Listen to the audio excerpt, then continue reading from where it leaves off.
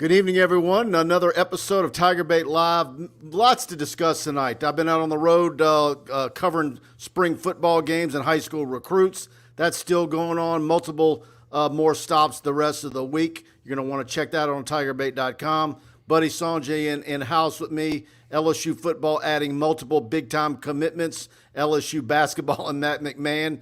What a roster he's put together. It's insane. When you think it hadn't gotten any better, he adds baby Shaq yesterday. So it's been we got a lot to talk about on tonight's show. And, of course, we're brought to you by Mike Faraday and Alex Martinez, the fine folks at Pride Roofing. We're going to talk about them a little bit later in the show, and we couldn't do it without them. And, of course, Tony Freeman with Assurance Financial, who's with us each and every week as well. And so welcome in, buddy. Good to see you. Good to see you, Michael. I am sponsored by Pride Roofing tonight. Of course, you make this shirt look a little bit better. Yeah. But once again, with the hat and the shirt is my NIL deal of the day. If you have been at the beach or you're getting ready to get your kids graduated or whatever you have been doing, college football changing as we speak this afternoon with a couple of big announcements in case you haven't heard. Mike, we went out on this landscape 2 or 3 weeks ago and said it's looking more and more like the NCAA was going to allow more than 25 scholarships, and that was voted in today. We'll get into that. And a second big thing, and this is going to be interesting. I keep talking about Brian Kelly jumping into the SEC Western Division. That takes coconuts. I mean, $100 million makes the dive a little easier, obviously, but we're not going to be talking much longer about the SEC Western Division. Pac-12 already did it minutes after the NCAA changed, which now is it's not necessarily the way to go with deciding who is in the conference championship game. It will be the 2 highest teams with the winning percentage. I like it. Versus the winner of the West versus the winner of the East. Pac-12 explained it very quickly, said, look, sometimes we've had an undefeated team over here and a team with 3 or 4 losses over here. Doesn't make any sense. So scrapping of the divisions, you think pods are on the horizon with the scheduling coming up? I think it's the non-division, I'm okay with that.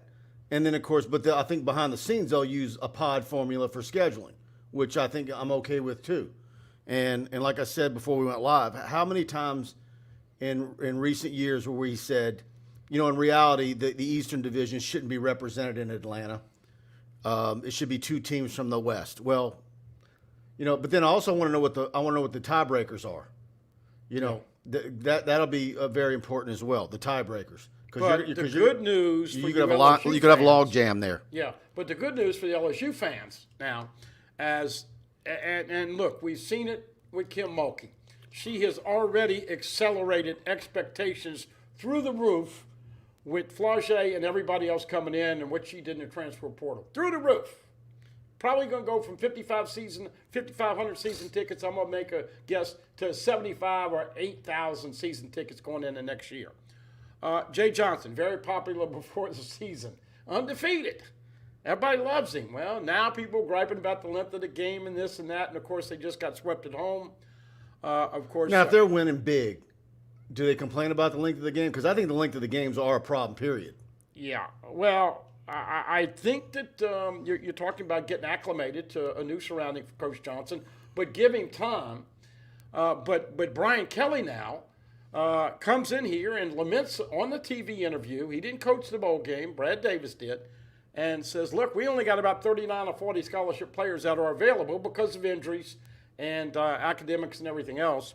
But now LSU is going to be able to sign more. They would sign 30, waiting on the last 2.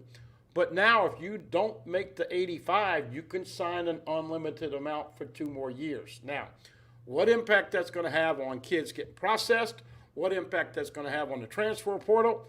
I mean, you know, we know Saban is. I mean, look, he knows how to beat the IRS and the NCAA. Why, he's going to process 5 guys that don't work out, and he'll go sign 5 more great ones. But LSU is going to be able to rebuild quicker because of this change in no doubt. And it's going to be nice because the way they're recruiting with their spectrum of assistant coaches and relationships throughout the country, now just regionally, I think this helps LSU rebuild a little quicker. I do too. I agree with you. All good stuff, buddy. Let's hit a few of these. Michael Potter II was first one in. He's here for it. Bob Foley, so beautiful. Jeffrey Lewis, do we have a chance at Caleb Jackson? Absolutely. If you saw my interview that I did with him on Saturday and his highlight tape from Saturday, and just plus some off-the-record conversation around that practice field at Liberty Saturday morning, I feel real good about LSU's chances. And, of course, the next day, there goes Trey Holly from Union Parish with his commitment, absolutely big time. So that's one position in the state of Louisiana where you can fill up and be taken care of. The running back spot, Holly, Caleb Jackson.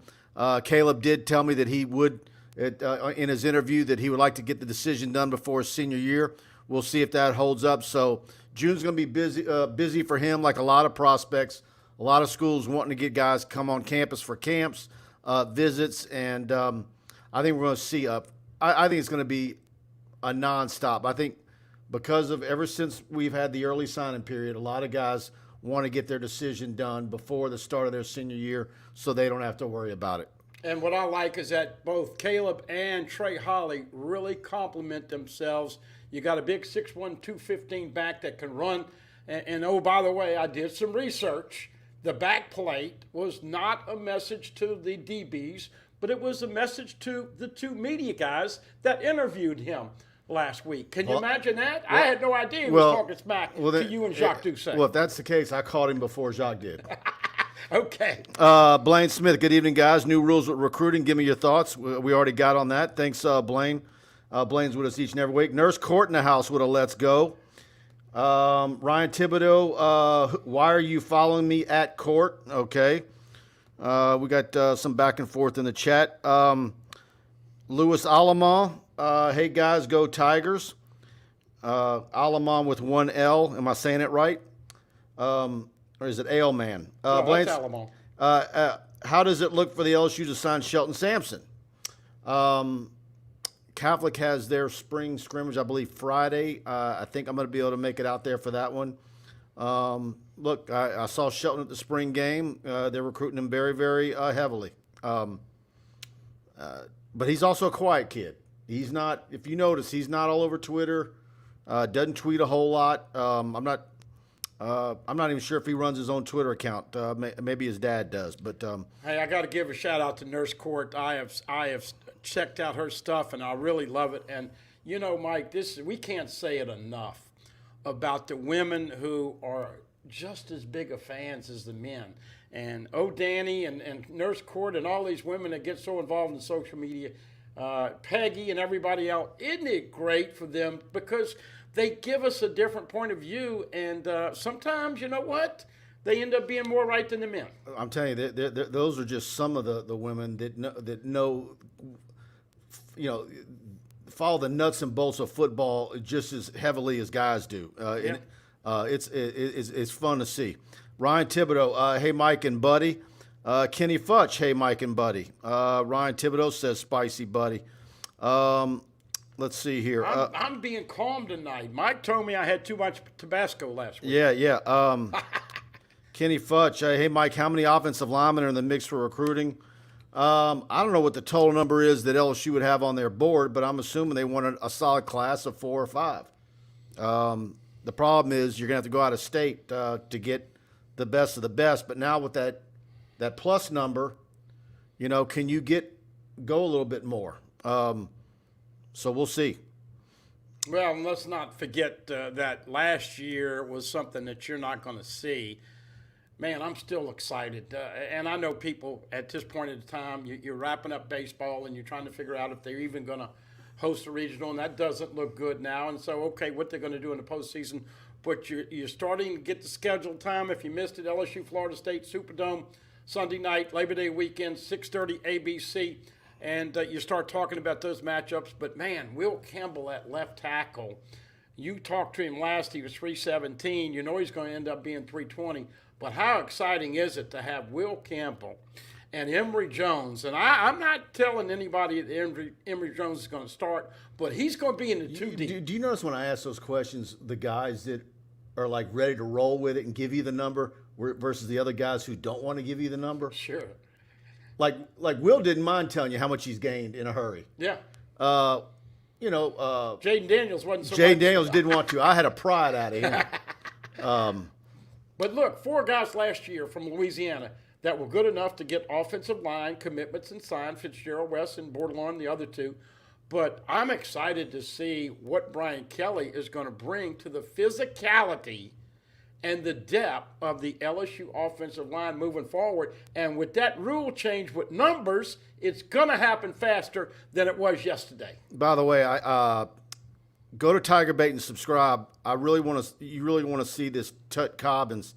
First of all, he's an honor student, super kid at Destrehan, class of 2024 edge rusher, outside linebacker. And it was a who's who of college programs at Destrehan hosting Carr last night. I enjoyed it. The weather was nice. Frank Wilson showed up. Pete Golden was standing next to me. I had the coach from Texas on my right, Golden on the left. And then this afternoon, Alabama offers Tut Cobbins. Of course, LSU had offered several months back. So that kid is special. And like I said, he's an honor student. But I'm always amazed when, you go to get, and I'm not taking shots at any programs, but when you go to Destrehan in that area of the state and see high school football, it really is big boy football. Yeah. And there's that level of team at the 5A level. It's the number of kids between them and Carr that dress out. But it was a who's who there. Texas, Nebraska, Mickey Joseph there for Nebraska. Was it Jason Washington from Mississippi State? You had Valdez from St. James, now at Grambling. He was there with 4 coaches from there. Southern's new coach was there. They were all there. It was, of course, by the way, in Cobbins had gotten an offer from A&M earlier in the day. So he's going to be, the class of 24 in Louisiana is shaping up to be as good, I think, as 22. And the more that I'm out and the more I'm seeing, the more I'm thinking 23 might be one of the worst years in Louisiana in a while. So a lot of guys are out there saying, what's going on? Why are they recruiting Louisiana? I think what you're seeing, unfortunately for Brian Kelly in his first year, is that Louisiana's down. And like I said on our message board last night, I know what they're doing. They're giving Arch Manning a 5-star, and look, there's a bunch of kids that I think are solid 4s, maybe a few that might be high 4s, but I don't know that I would give a single guy right now a 5th star in the state of Louisiana. Well, and this is another thing that will evolve. That can change. But this will be another thing that evolves, Mike. Is Brian Kelly going to successfully put the fence around the state? And we mentioned Pete Golding. Look, I saw some He's of the pain in footage. LSU's ass. I saw some of the footage, and he offered a player today on the field a Little Debbie. That's what that's his saving snack. All kidding aside, Pete Golding came in here and got 3 frickin' wide receivers and a tight end who had danced in the video with Brian Kelly. How dare they steal a guy that dances with Brian Kelly? Yeah, when he was at Zachary Friday night, I had footage on that. Actually, I haven't loaded it up yet. You reminded me. And then I'm told just as big a number of coaches were right around the corner at Woodlawn when Woodlawn was hosting Warren Easton Thursday night. So, but anyways, I think, and I know a lot of people are going to say, what about Louisiana's not, it is down. We're the offensive linemen. We know there's quarterbacks. You got 2 running backs, which LSU's going to feast on. Defensive linemen, tackles, where are they? Linebackers. Well, we talk about Tackett Curtis.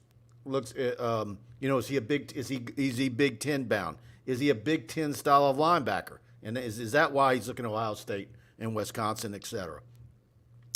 And then Jay Nosberry at Ncaa, what's he going to do? Does he do like his brother and want to chart a new path? So that's 2 linebackers. But my point, So Mike, linebacker, defensive line, offensive line, and the quarterback that you're thinking is likely for LSU that they have the best shot at right now is Dante Moore, even though Eli Holstein arrived on campus for a visit Saturday. Right. Well, and he came back because congratulations to Grace Kelly, the daughter of Brian Kelly, who did graduate from Notre Dame. He was up there at the festivity, came back, and they wanted to meet with Eli and Coach Kelly, and that happened. But the question that I was indirectly asking when I did the fence, are you going to keep frickin' Alabama from coming in and getting 4 guys in 1 year? That's not happening. You know that A&M is going to recruit this state. You know Arkansas is recruiting the peripheral player, as we see with some of the guys on the back end coming back to LSU. You know that Billy Napier has ties here, and he's going to recruit this state.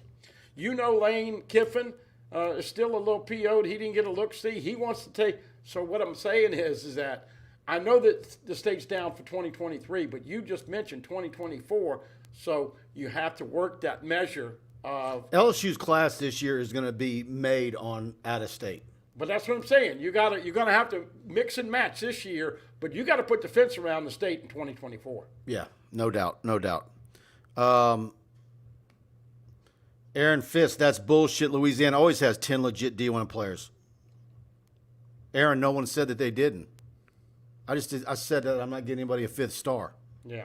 And look, we were pointing out that 4 offensive linemen in the state ended up signing with LSU. What you're just saying is that that's not going to happen this year. Yep. Let's see what we got here. Blake Ruffino, what in the Wild Wild Sports is going on in here? Yep, that's my line. Slim Pickens from, what was that, Blazing Saddles? Bart Smokey win his first camp, first week in June, I think, June 3rd? Jeffrey Jones from one show to the next, AYS now TigerBait. Glad to have you with us, Jeff. Blaine Smith, give me a defensive player from Louisiana LSU has at the top of their recruiting board. That's a good question. Who would you list? Well, you've got 2 safeties that right now, I think Derek Williams is going to be one of the higher rated safeties. And we talked about Jackson today on the radio show. You got Jaden Osbury, who's going to be a top 100. To me, it's got to be Derek Williams. It would probably be Derek Williams. And of course, his teammate signed a deal, with an NIL deal, and a lot of overtures that Derek Williams is going to follow suit. Now, he did come on to visit, and I don't know if we've had much update on him. And as I want to say, LSU's already got a couple 3 safeties committed from Texas and other places. So, but Williams is the guy that if you had to go to Vegas right now, is he more Bama than LSU? What you're hearing? Or is it too early? Too early. Okay. But that it sure looks like an NIL thing. Yeah, no doubt. It's going to be whoever has the NIL deal that's going to roll that. And so then you look at the defensive backs.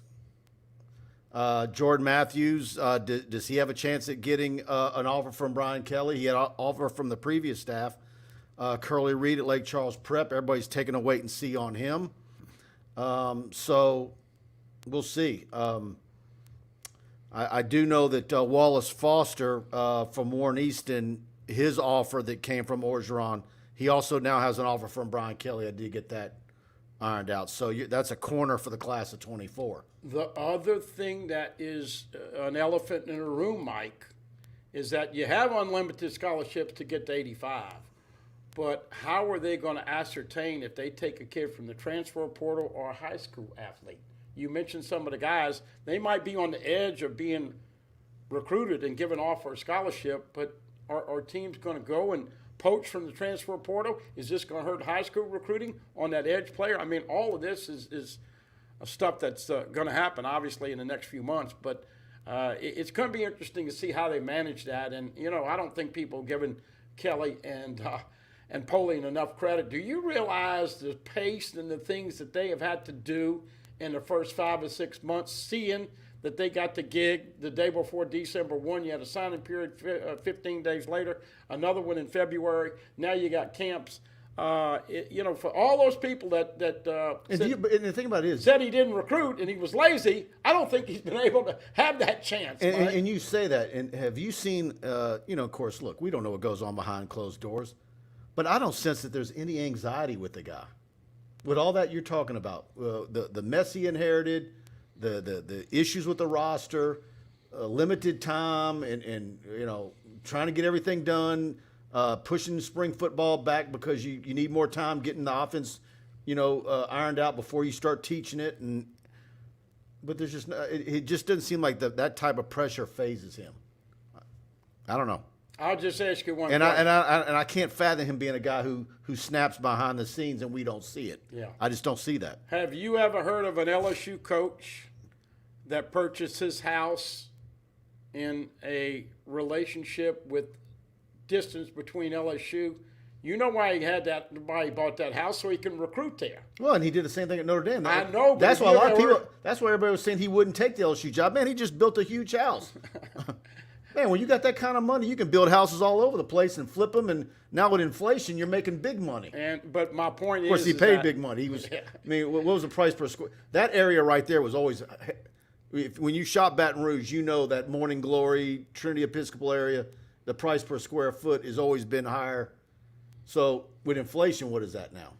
Of course, he got in before the inflation really went to a whole other stratosphere, but he paid a premium. But my point, he's always thinking ahead, and I think now with this new, and we kind of anticipated, they didn't spell it out to be 25 plus 7. They just said you can do unlimited as long as you're not over the 85. And once again, are some guys going to get processed so you can bring in new players? Are you going to grab them from the transfer portal? Is it going to be high school? I mean, That's twice tonight. We are looking, and that's kind of that's the status of college football. It's back and forth. Then you keep going here.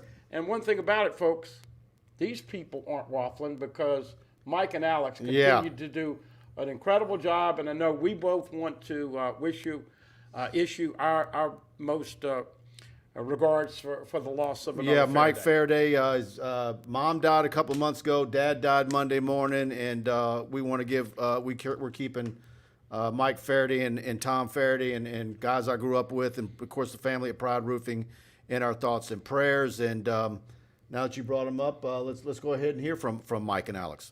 Hi, I'm Michael with Pride Roofing. I'm Alex. Were you affected by Hurricane Ida? Insurance claim, no problem. Are you concerned about the shortage of building materials? We have what you need. We're licensed residential and commercial contractors. In Louisiana and Mississippi. We install shingles, metal, and commercial roofing from Baton Rouge to Slidell or Houma up to the North Shore. We got you covered. Call Pride, 855-PRIDE-16. Pride Roofing, the official roofer of TigerBait.com. All right. And of course, as always, Mike and Alex Martinez, Pride Roofing. We couldn't do this show each and every week without them. The official roofing company of TigerBait.com. Give them a call, 855-PRIDE-16. I know late last week, Alexandria got hit pretty hard with hail. They do go to Alexandria.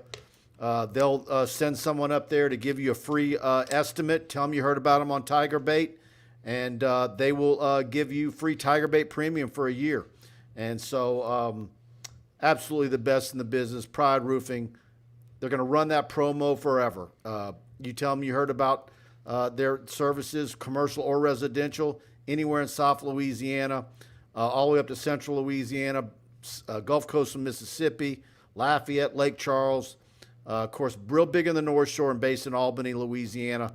And I've got 200 roofs worth of shingles in the yard. Manufacture all their own flashing. And, of course, they bought Crown Metals across the street, a multi-million-dollar acquisition. So they can do any type of roof on any type of commercial, steel roofs. They're getting so big, they're manufacturing materials for roofing companies across the nation.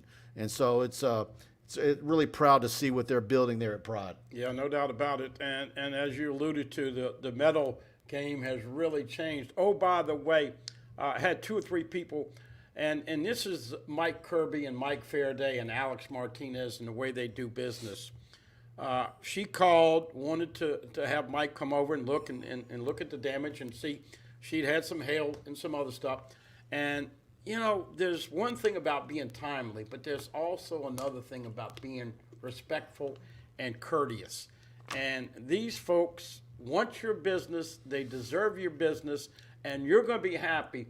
But Mike Kirby 225-445-1071. That's his direct cell number. He is our Baton How do you Rouge remember salesperson. that? 445-1071.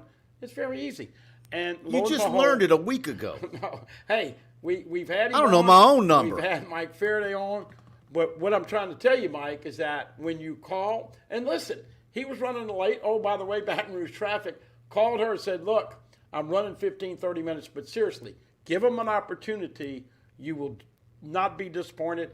And there's a reason that name is Pride Roofing, because they do take great pride in the way they do your roof and everybody else. And as you said, I don't know what this state would have done without the rebuild with these folks. Yeah. Look, there's several guys in the media that got wrecked, and I put them in touch with Pride, and they couldn't believe it. And so it's not. We've got testimonials. I had one guy that there was an issue. A longtime subscriber made a call, and boom, it was fixed, and they were tickled pink within 5 days. It was all done. Shout out to PFM. He used Pride Roofing. Once again, this is a true story. You can ask Paul. Came in a little high. Called me. I called Mike. The next thing you know, they sharpened the pencil, got the deal done. He was blown away. They got there 7:30 in the morning. They were done, spick and span, 4:30 in the afternoon. Had a hurricane a year later, not one shingle lost. That's the kind of work they do. Absolutely. Gino Vegas, do we beat Florida State? Huh? 6:30 ABC. We know that now on the Sunday. And saw a few comments when I shared it on social media. What are they doing playing on Sunday? Don't forget, that's Labor Day weekend. There are games that go all the way through Monday on Labor Day weekend. There's no pro football game that week. So that's why. So and that's a primetime spot. So New Orleans is going to be rocking. I don't know what extra activities they're going to have on that Sunday. But 3.5 is the line right now. Line is anywhere from 4 to 4.5. But look, I'm gonna sound like a homer. But you think they got anybody to guard Keyshawn Butte? No. Now, look, we don't know who the quarterback's going to be. But when you talk about the skill and the talent and the potential difference makers that LSU is going to bring to 2023, Florida State was 5-7 last year. LSU had about as bad a culture and coaching and everything else that went on for 2 years, and they went 6-7 with a loss, and they played in the SEC. I'll be disappointed if LSU doesn't beat Florida State by double digits. That's not talking smack. I just think Kelly is going to have them ready to go. And you know this. They're going to be disciplined. They're going to be smart. And they're going to be aggressive. And I just think Florida State – now, listen, you go back to the Bobby Bowden days. Okay, you know what LSU is record-wide for history against Florida State? Not good. 2-7. There's a little chance. I mean, what was it when back. Bobby Bowden? They tried to hire Bobby Bowden. He said, did. "Why would I leave there? I keep beating them all the time." That's right. That was like his dream job was LSU. And after a while, he stepped back and he said, "Why would I go there? I'm always beating them." He told me, and I used to have him on the show. Great man. Although he got some criticism when he started bringing all those Louisiana recruits over. Well, there. the beginning of the end was when he went to Jamarcus Russell's house and didn't know his name, or he said his name wrong. Yeah, but he said, "Hey boy," called everybody boy. He said, "Hey boy, if I would have lost that game, I might have gone to LSU. He beat LSU 16-0. If you remember, they used to always go play on the road, but they. I was at that game. They were top 5 for about 12 or 13 years. But this is not the old Florida State. This is a new one. And like I said, I just think that Florida State would be more comparable. I don't want to say South Carolina because they had a good comeback last year, but LSU is the better football team. I'm sorry. Yeah, I Call agree me with whatever you want. You should not lose to Florida State. You lose to Florida State the first game, Mike is going to be staying up mighty hours after games with him and Preston doing post game. Yeah, I don't know what we're going to do on that game. We might do a remote. 10 o'clock. Yeah, we might do something down there. You going to the game? Yeah. Okay. Yeah, the thing about the Superdome, though, man. You're not getting out of there. And I was listening to a show today in New Orleans. Were they going to sink another $500 million into the Superdome? Yeah. There's areas of that Superdome that are atrocious. Oh no, you. Could, we barely made it down after the national championship game. Yeah, right. I know. Because there's only one elevator. Yep. And you know why it took so long? Because Jim Brown had to go down the elevator by himself. Okay. So we yielded to the Hall of Famer, the arguably the greatest player in football history. Golden Boot Pod, the dynamic duo in Mike and Buddy. Great show every Sunday night. Go find the Golden Boot Pod on YouTube. Pooh Bear, Ant, is it Daniel? Those three guys do a great job. I enjoy watching it. TRU Louisiana, LSU setting up to be a problem each year, and I'm loving it. I'm assuming talking about basketball, but you could be talking about football too. But it's amazing what Coach McMahon has put together. We just knew when one by one they all hit the portal after he got the job that, boy, this is going to be a bad basketball team for 3-4 years. How long before they're respectable was one of my polls. And everybody was saying year 3 or 4 at best. And now you're looking at them, you're like, last week we were saying, can this team be, with what they've got, we said this team is securely in the middle of the SEC pack, secure. Now you're wondering if they gel and this group comes together and they have good personalities that mold together in a good way, could this be a team that's actually an upper third of the SEC? I mean, the talent is there in depth. Well, we all said. You got guard play, you got big men, you got everything. Well, look, I had heard from pretty good authority that KJ Williams was going to come over, and of course it took a while for him to actually make that decision. But once they convinced him to come over, by the way, you know who tweeted right after he did that? John Morant, who, by the way, is an incredible player. And a lot of people, in retrospect, say, I wish the Pelicans had drafted this kid instead of Zion. That being said, McMahon is a heck of a coach with guard play. That's what wins in March. But to finish with K.J. Williams and then add all the other pieces, and then to get Adam Miller and Sean Phillips, the 7-footer, this guy has just done an unbelievable job, and I will say it. The Pete Maravich Assembly Center is going to have appreciably more fans with Coach Mulkey and Coach McMahon next year. Now, we still have the cloud, and you and I were talking about that. The sooner they can get that, the better. I imagine that they're probably saying, look, NCAA, please give us a word as soon as you can, just so they know what they're dealing with, because with what he's building and, they want to know. They need to know. Well, I hope that they go light on this team and this program, and we'll see. And obviously, the relationship with Scott Woodward and Mark Emmert may have a factor in it, may not. We know the IARP was the ones that got involved in that, but we also know that Kansas got thrown with lack of institutional control and level 1 violations, and guess what they did to the NCAA? Blew the middle finger to them and won the national championship. So you just never know how it will. Esteban, Texas are where the recruits are at. BK needs to keep that pipeline for Houston, Dallas open. Yeah, look, you got to recruit Louisiana and get everybody out of Louisiana that you can, that help you win titles. But when you've got multiple positions that don't have it, you got to do well in Houston and Dallas. And now we're seeing St. Louis, New Jersey, California. You always got to recruit Georgia. Georgia's just talent rich beyond belief, that state. So, well, I'm going to make a prediction. I don't know if they will correct this mistake this year because it doesn't seem like there's time. But I would predict there will be a TAF tour stop in Houston. I think whoever made that decision, it might be logistical, might be monetarily, whatever. But, man, when you've got an alumni base in Houston, and when did we say this? We said this last year with NIL. Remember I told those Texas people over there, you're going to have to start coming up with some money if you want your guys in Texas to come to LSU. That's what it takes. And give A&M credit, even though Jimbo doesn't want to claim it.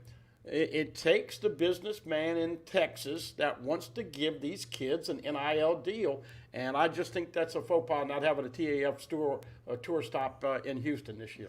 Jay Chill and Dante Moore is a solid commit to Notre Dame, and I'm sure BK knows it. I'm judging by your avatar. You might be a fan of the Irish. I don't think BK knows that at all, but they're going to continue to recruit Holstein and Arch Manning and others. So that's going to be another position where you're looking to see who Joe Sloan and Denbrock have on campus next month for any one of those multiple camps. Aaron Fisk, Jordan Matthews. I really like Jordan. I think he's got an opportunity to get an offer from Brian Kelly. We're gonna see how that plays out right here at Woodlawn. Jaden Osbury will end up with the Irish too. Now you might be onto something, Jay Chillin. We talked about this a couple weeks ago, Mike. This is an interesting byproduct of the coaching change. Of course, Notre Dame came in there and brought a first-year coach that had never been a head coach in the Notre Dame, and he promptly lost the bowl game. LSU brought in Brian Kelly, but from the recruiting battles and also the fan battles, I'm hearing more interaction with Notre Dame and LSU people going back and forth. I think this is real simple. Verge Osbury, get a home and home again for Notre Dame. One of the greatest games you and I ever seen. Well, if you're going to a 9-game SEC but schedule, LSU Notre Dame, man, it's natural. I don't know that I want those games if you're going to a 9-game SEC schedule anymore. Well, I understand that. Now that you've got the divisions out there, but I'm just saying. Because you were looking. How cool was that? How cool would that be? In 2019, you were all excited to play Texas because that was like, they would avoid. They never would answer the phone when LSU would call. Yeah. Then you get a home and home with them, and then you get Oklahoma and Clemson in future schedules, but that's what an 8-game schedule. But the Notre Dame fan base has the jilted lover syndrome right now, just like the LSU fan base had when Nick Saban left. And it still bothers some people that he said those incredible words, "I will not be the coach at Alabama." Richard Sinnett, when does the freshman class report? I don't know the exact date, but look when the first day of school is that weekend before. June 3rd, something in that It's going to be in there. It's a couple of weeks away. Yeah, they're going to be here before you know it. Johnny Johnson, 2 spots, 2 tight ends. Any tight ends from Louisiana or Mississippi this year? I'm not seeing any tight ends in Louisiana in this class. Mississippi, boy, I'm not seeing much activity at all. Mississippi is down. The numbers are just not there. Aaron Fisk brought up Curley. Waiting to see on him with the coming off injury. I think a lot of coaches out there are waiting to see on him. Yeah, there he is, Golden Boot Pod, Jay Chillin. Why are you on every LSU show? Notre Dame not interesting enough? Well, look, it is a great listen, Mike. 28-8, and when I was growing up, I listened to I think I listened to it on the radio. Joe Theismann and LSU lost 3-0. Of course, they had those games. LSU Notre Dame was a great little series, home and home. They played them, remember, in the Independence Bowl, so it's interesting. But we mentioned it last week and previous weeks. LSU and Notre Dame now competing against each other for more players because of the relationships that Brian Kelly and some of his coaches have had. And this Dante Moore, this is going to be coming down. He just had Joe Burrow and others to show him the lay of the landscape. So, look, he may end up going to Notre Dame, but I can guarantee you LSU's giving him plenty to think about. Ryan Thibodeau, Rush, Neil Peart, best drummer ever. Yes, he is, Ryan. Glad you recognized what the shirt was. And by the way, few of the millennials in the chat didn't know what I was wearing. Well, let me just say this: Mike showed me some film and highlights from his performance. He's an excellent drummer. I showed Chessa earlier my layout for the studio, and I revealed my drum set across the way here on the other side of the room. Yeah. Brian Madeir, hey guys, after the weekend. Just how long do y'all think Gran Torino has? But Madeir is on Torino's. Man, how long does she have left on Woody's payroll? Man, I've asked around. I mean, do you think she's in trouble at all? Well, first of all, I want to say to Brian, happy Wednesday to you. And he does seem like he's hell-bent on this thing. Listen, it was a no-brainer with Will Wade being discarded because of the impending problems with the NCAA and then the sanctions coming down. But I think that the point he's making is that much like Les Miles and Paul Maneri and others, you get to a place at plus 10 years, you're pretty comfortable, you have loyalty to your coaches, and you're making good money, and you kind of get content. Now, I'm not saying, to me, the biggest thing I've noticed, 2 things, and I'm not a softball guru, but you got to have a pitcher that is just special. And there's nobody dominant there. They haven't had. And this is another thing for Coach Torino. I don't know why they've never had a great left-handed pitcher at LSU. Maneri and Nolan Cain went years without getting left-handed pitchers, and that's why LSU can't hit lefties. They hardly have any. Jay Johnson's bringing a bunch in. I'm surprised LSU is she kind of getting like Maneri, where like you can point to the multiple World Series appearances. Well, that's the problem. But then she's getting a mulligan for the COVID year, and what would that outlook have been on that season? But because that season doesn't have a number on it, that's almost like giving her the benefit of the doubt of a year, kind of like Maneri got at the end. When they were heading to Ole Miss and the season got canceled, and that season was going in the dumper. I mean that team was bad. But this is the part of life that's not fair. Les Miles won a national championship and played for another one, albeit he got shut out in the second game.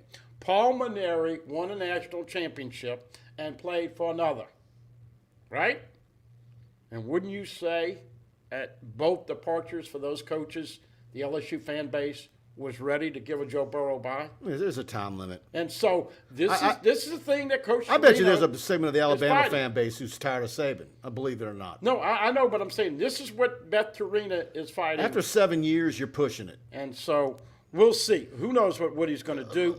But she is very respected. But once again, the controversy I get is Howard Dobson and the hitting coach. But they've got to get a dominant pitcher if they're going to win big again. Live in 5, where do we stand with Eli Holstein? Like I said, multiple visits. Coach Sloan was out there at his spring game on Friday night. Could there be something down the road with Ricky Collins, still recruiting Arch Manning? Does he come in for a visit? It's going to be very interesting how all that plays out. Dante Moore, who we talk about, and others. Really going to be watching to see what national quarterbacks come to camp next month. But you made a great point on the radio show today. And this is where it's a little bit different, folks. You recruit them all. Eli Holstein and Arch Manning are being recruited like LSU wants them badly.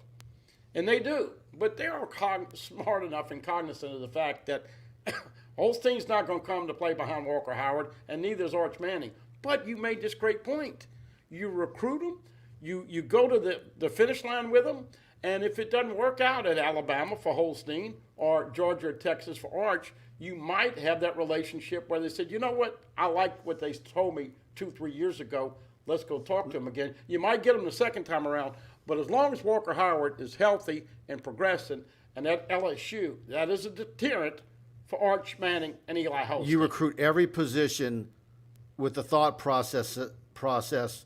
I know I'm not going to get them this year, but you never know in 2 or 3 years when we have a need and they're not happy or it didn't pan out the way they wanted, or it can be where LSU all of a sudden is the hottest, sexiest team like they were in 2019, and they have a need position, and at the quarterback spot, it can look like it's all wrapped up and you got it all figured out for the next 2 or 3 years, and all of a sudden it's turned on its head in 1 year, where it's upside down and 2 guys are no longer there.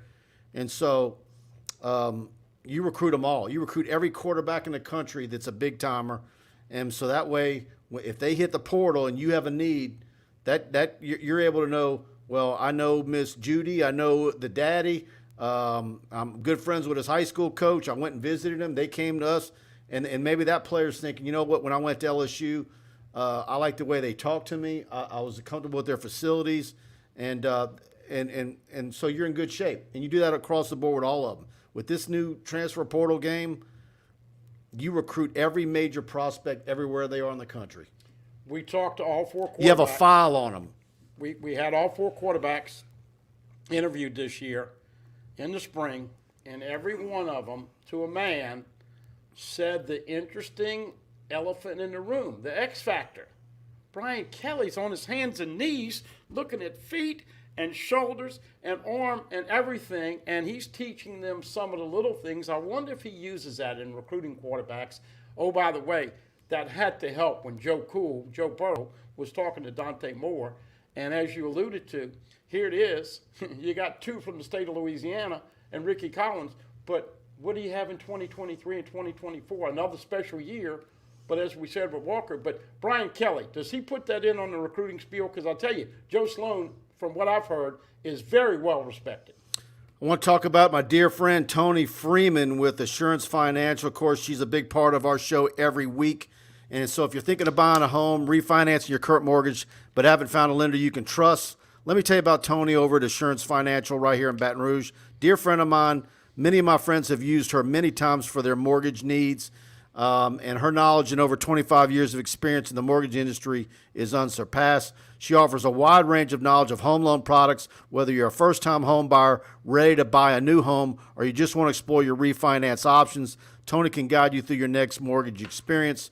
You can feel confident you're making the best financial decision with Tony as your guide. Not only is Tony a huge LSU fan, but Assurance Financial is a proud partner of LSU Athletics. Call Tony today, 225-239-7150. Again, that's 225-239-7150. And tell her you heard about her right here on TigerBait.com. Please do that. NMLS number 104765. Equal housing opportunity 70876. And Tony absolutely is who you want to deal with right here in Louisiana, Mississippi, Texas. She's licensed in many areas, and she's going to make sure you get all your paperwork in, your closing date on time, and all that. She's the absolute best right here in Baton Rouge. And like I said, one of my dear friends. $1 million smile, as we tell you, you're going to feel comfortable with her. She dots the I's, crosses the T's, knows what she's doing. Doesn't feel like a stranger when you go in to talk to Tony. And, of course, as we know, I am in the car in and out with these 4-hour baseball games. And so I hear the Assurance commercials on the radio. And I've admitted this a couple times. You know, football, I'm going to watch every play and watch a replay. Basketball, you're going to watch pretty much until you get 20 down, and in 3 minutes you turn it off. But baseball, man, I might watch an inning or two. And look, like the other day when they gave up 4 runs on a third strike pass ball, it's a lot of patience. So I've heard a lot of the spots on the radio and enjoy Chris Blair and all those guys. But Tony's on there, and their company is big-time LSU supporters. Let's see what we got here. Chance Babin. Matt McMahon is a magician. He basically started an expansion team and put together a solid roster in 7 weeks. Yeah. You know what's interesting, Mike, and I haven't really thought about it until we just said this, but seeing the popularity that Will Wade had. I mean, have you heard a lot of people talking about Matt McMahon? What I'm saying to you is that I think he's going to end up being just as popular as Will Wade was in a different way, because this guy with the cloud over the head of this program, I mean, if everybody saw Will Wade doing that, well, they said, we expected this. Nobody expected this from this guy. And they're going to be well coached. If you remember, I keep thinking back to that Wednesday, because with the, what was it, a weather? What do we have? We had a bad weather and the LSU campus was shut down. Mm-hmm. So Brian Kelly's press conference got pushed to the Wednesday. So we had 2 press conferences back to back. Right. Brian Kelly, his pre-spring press conference at like noon, and then we had McMahon at 2 o'clock. Right. And there was no comparison like which one won the day. Kelly did. I mean, I had people saying, man, McMahon, that wasn't, just, was he nervous? Well, what was wrong? And, like, people were, like, oh, this is going to be bad. They're going to be bad. And then one by one, the players hit the portal. And the outlook for LSU basketball, was there no bouncer at all. And then just one by one, what he's done. I mean, it's and look, Adam Miller. So now the biggest thing going forward is, can they gel? Can all these new faces come together, and is there chemistry? You have the right leadership. You got, you got 2 guards from Murray State. And the prize recruit and the heart and soul of this team last year before he got hurt, he was a diva. Everybody looked up to Adam Miller. If he needed to score, he scored. If he needed to throw it around and pass it, defend, whatever, he got him to come back. And that was LSU TCU at the end. And then to add this 7-footer, the rim protector, Mike, they've got 3 or 4 guys 6'10" and a 7-footer. They got a couple guys 6'8", 6'9". They got all the guards. They got the OVC Player of the Year. And yet, under the radar, and here's the interesting thing, all the guys who hated on Will Wade and calling the gangster and everything else, when LSU starts kicking butt, and this guy's doing it the right way, what's the perception going to be with LSU basketball moving forward with Matt McMahon? I think it's going to be interesting to watch. Yeah.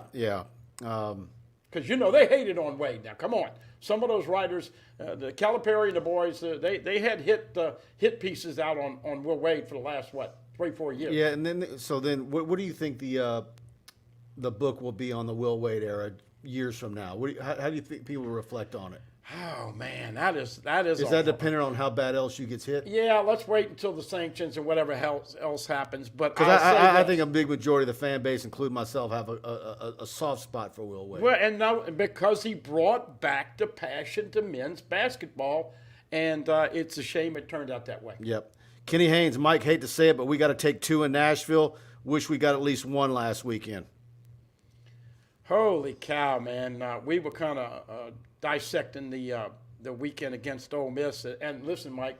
Other than for about 10 minutes after Dylan Cruz 2-run homer, LSU was losing the whole freaking weekend. And so, Shark, if you're going to get 2 out of 3, I think you got to win the first game, Mike. I think that something's good has to happen. 7 o'clock ESPN2 tomorrow. The Saturday game, the Friday game is on the digital, and then the Saturday game is on the SEC network. But look, I think they've got to win the game tomorrow if they're going to take 2 or 3 from Baton. Jay Chillen has been blocked, by the way. He's done. All the Notre Dame back and forth y'all been doing in the chat. I went ahead and put him in. He blocked him. Really? We got a Notre Dame fan going back and forth. Yeah. It took me a while, guys. Sorry, I was late to blocking him. I should have blocked him 15, 20 minutes ago. Let me tell you what. You send him to Nurse Court. Look, Nurse Court. Nurse Court at 8:30 says, does TigerBait have mods or nah? So, yeah, Nurse Court. Next week. Nurse Court called me out 24 minutes ago, and I finally got him. She's going to be the mod next week for Yeah, the show. I might have to give her mod status. Nurse Court, you're the best. What are you benching these days? Says Blake Ruffino. Blake, it's not how much you can bench, it's how much you look like you can bench. Hey, I haven't done this yet, but congratulations to Blake and his wife expecting a new one. And so is Preston Guy. Preston Guy, too. So, yeah. We're going to have 2 babies this year. Holy cow, I thought there were more pregnancies when people won, but I guess that was the different type, We all react differently to these losses, but kudos to both Preston and Blake, and both of you guys have certainly married up. And I think there's 2 boys, right? I think they're both having boys. Am I right, Blake? All I can tell you is Blake. Man, when somebody goes, where's the little girl for me to spoil and do something? Blake's son, Ben, is a star in the making. Let's see what we got here. I'm scrolling down. Give me a minute, guys. I'm scrolling down. I know I missed a lot of your comments. Forgive me. I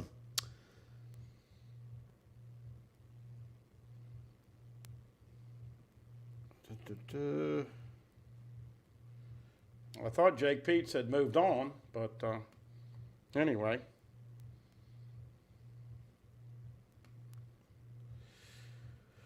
Okay.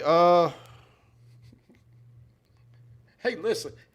Yeah, I had to scroll through. Finally, somebody whacked him, Michael B. Yeah, and then someone says he wasn't so bad. Yeah, and I'm like you, Nurse Court. I don't have any issue with people here calling. Well, I don't know what they said to you, but. Okay. The guy. Oh, listen. I'm not looking at all this stuff. It's hard enough for me to concentrate. But you're. I don't mind other fans coming into the chat. We had fans on our post game show when LSU would lose, and we'd. Yeah. Congratulate them and but you ain't got to be just here to stir trouble. Scrolling up, Tyler Azan, it seems to be in a good position with Jaden Rashada. Might be a good fit depending on what offense Matt Denbrock wants to run. Yeah, I tend to think LSU's probably better with Dante Moore than Rashada, just from what I've been picking up. Well, I posed this question to you today, and of course it's another crapshoot, but we know that the juggler, Brian Kelly, was able to keep all 4 invested and on campus. And so you got to figure this is Miles Brennan's swan song, right? He's done. And Jaden Daniels might be thinking, I want to be one and done and go and try the next level. So if that actually happens, now you're back down to 2 with Nussmeier and Walker Howard, right? Nuss being a sophomore and Walker being a redshirt freshman. So my question to you then is, if that actually happens, you're talking about, once again, being thin at quarterback where you have 4 this year. Dante Moore. I think what Brian Kelly and them are going to be smart enough with all of them involved is tell this guy, look, at some point, you got to tell us because we got to move on. Now, Jaden Daniels may stay for another year, but we also know that this guy, if he gets his footwork in the deep pass, I mean, he's going to play a lot of minutes this year. And so my point is that 1 or 2, I asked you the question, do you get a quarterback every year? And now with the transfer portal, and you don't know about injuries, you don't know about would it be absolutely devastating if they didn't get a top 10 national quarterback in this class? That's the predicament that you have. You don't know what the future lies there. I mean, you want to get one every year, but in this scenario, especially if you start seeing in June Walker Howard's at 203 or something, and I don't know. But you don't want to play that game where you're playing catch up. Well, look, we see it all the time, and Quinn Evers left the state of Texas to go to Ohio State on an NIL deal. Does Ricky Collins stick with Purdue?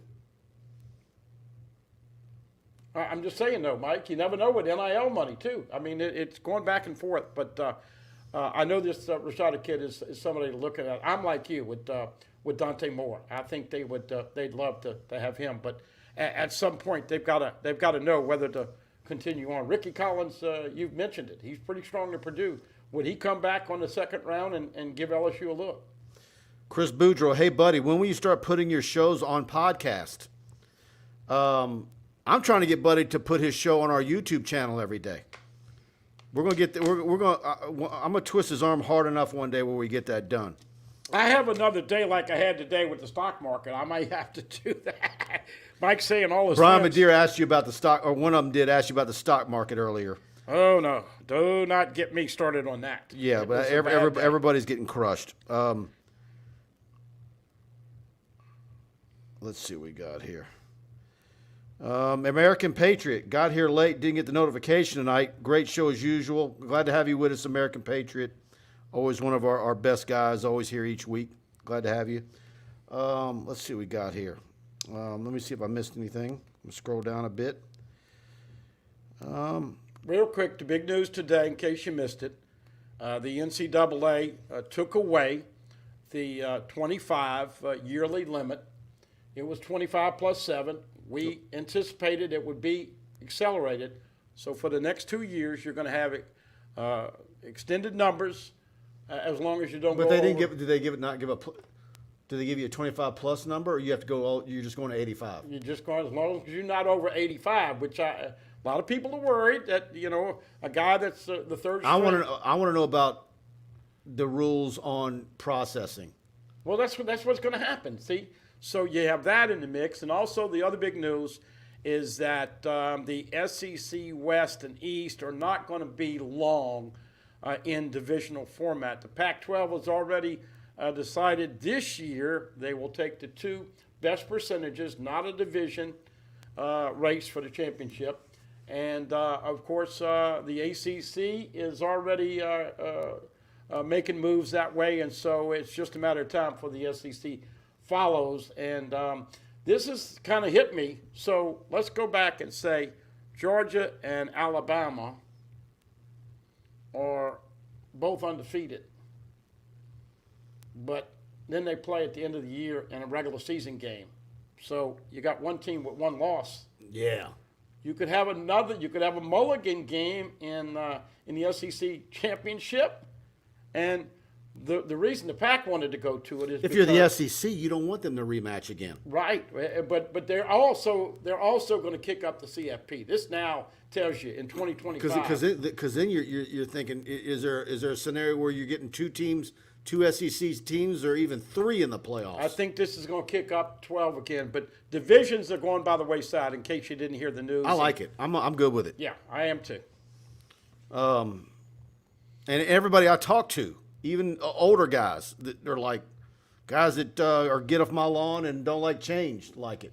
Hey, I keep mentioning that that there's a cloud over the head of LSU hoops, but there are some overtures out there, Mike, that one of the reasons that LSU has been so successful is that this is going to be more of a slap on the wrist than a sanction with postseason ban. And that kind of makes a little bit of sense. We heard 2 years for a while. We heard 1 year. Man, that would be cool if it was a slap on the wrist. And as I alluded to with Kansas, I think that obviously would be the right move. But you gotta think that they're telling these recruits some pretty good news to be able to assemble the team they have in the last, 2 months. Yep. Wesley Nettles, do we get another running back? I like where LSU's at with Caleb Jackson. Like I said earlier, go to TigerBait and subscribe. You'll see the interview I did with him, and also included underneath mine, Jacques followed up an interview with him right after me. I don't know that I asked more recruiting stuff than Jacques did, but both interviews back to back. You can watch both those on TigerBait. And I didn't ask you guys earlier, but please do me a favor. If you enjoy the show, hit the like button and share it. But really hit the like button. It helps us with the algorithm. It gets it recommended on YouTube, on playlists to other people. And it's very much appreciated. If you enjoy the show, do that for us. And then go after the show and subscribe to TigerBait. You can try us out for $1 for a week. And like I always say, choose the annual package versus the monthly. So, but thanks to all you guys for participating tonight. Be back here next week. Might be a Tuesday night show. I might have somebody coming in for the bullpen. I might have one of those date nights next week. All right. But look, we'll figure it out. Also, SEC tournament next week starting Tuesday, and we'll see where LSU goes. Mike, got to win a game at least in Nashville. That would put them at 15-15, put them in the tournament. But for all you baseball fans and Tiger fans, sit tight. I think good times are coming. Unfortunately, I've been saying that for about the last 6 months, and then we keep getting bad news. But got to take your patience pills if you're an LSU fan. Absolutely. Thanks, guys. Thanks to all you participating. Again, go TigerBait, subscribe. We want to have you. Good night.